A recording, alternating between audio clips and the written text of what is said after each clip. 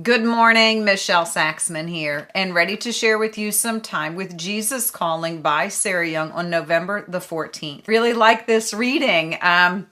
Bask in the luxury, be still, soak up all that warmth. That's a great word right there. If you can think of a little animal, a cat or a dog that kind of finds that spot in the sun on the floor and just goes over and lays down. And that is what we are invited to do. Bask in the knowing. We are fully known, fully understood, fully seen, and unconditionally loved. And when I was reading that with y'all, the word really resonated with me. The reminder going back front to November the 12th, it said that his kingdom is not about earning and deserving. It's about believing and receiving. There is nothing we can do to earn his love. There is nothing we have done to shake that. It is unconditional. And then this phrase, dare to see yourself as I see you. That word to me was we have to be countercultural, counterintuitive. So take the risk, dare, step out in that risk and see yourself the way I see you. Instead of the culture, the way that's the default mechanism. Instead, dare to sit with that, looking at yourself, seeing yourself the way I see you, radiant in righteousness, cleansed in my blood. And just acknowledging we are on a journey of transformation. I think we'd like to say in our human form and in the culture, you will never change, he will never change, that will never change. And the reality is every moment we are changing. Our neurochemistry is changing. Circumstances around us are changing. And we can choose to change from glory to glory when we choose to focus and invite him in to be our partner for this day. Thank me continually for the amazing gift of the Spirit within you.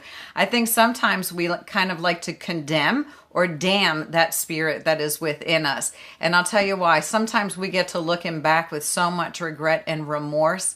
But the ability to look back, to bend back in our life, to take a peek at what once was, is truly a gift of the Spirit. That level of consciousness and awareness.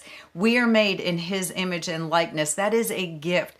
Where we dwell, that is the sin, if you will. That is when we will miss the mark. We are called to dwell in the presence of our Savior, not dwell in the prison of the past. He has rolled away the stone and invited us back into new life with him.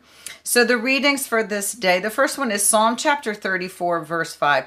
Those who look to him are radiant. Their faces are never covered with shame. And that, to me, a couple of takeaways just on that one little thing. We know that when Moses had that encounter with the burning bush in the presence, the radiant light, he was forever changed. His hair changed, his skin changed, a transformation occurred. Their faces are never covered in shame. You guys, that shackle has been broken, torn. We are free to dance. The shackles are off of our ankles. But know where you're looking. Are you looking toward the culture or are you looking toward the kingdom? Because we can be radiant, radiating, reflecting his light and his beauty. The next reading is 2 Corinthians chapter 5, verse 21.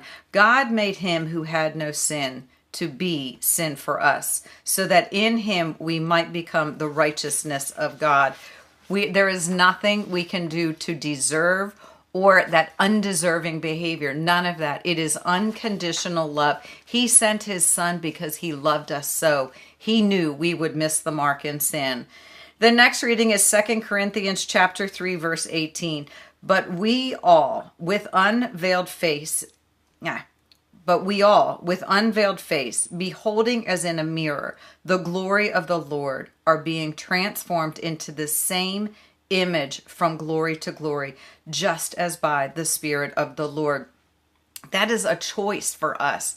We can stay veiled in shame, or we can live unveiled, revealing it so he can heal it, beholding in as a mirror the glory of the Lord, reflecting that glory from glory to glory, reflecting it right back out when we allow ourselves to be filled with his powerful presence, creating those spaces, those momentary glances to invite him in throughout the day.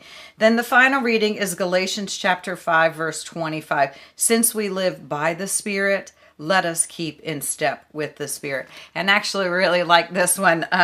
Since we live by the Spirit, I think sometimes we don't want to be yoked to the Spirit. It might be a little bit too slow.